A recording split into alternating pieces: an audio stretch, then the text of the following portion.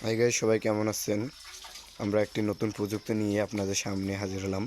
এখনই আমাদের দেখতে পাচ্ছেন কীভাবে শাকালু আলু বস্তার ভিতর তৈরি করছে এবং গাড়ছে অনেক সুন্দরভাবে। একটি বস্তার ভিতরে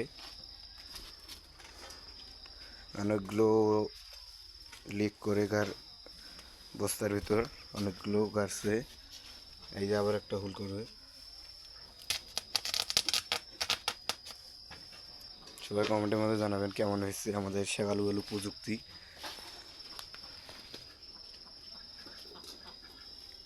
আমার বাবা এটা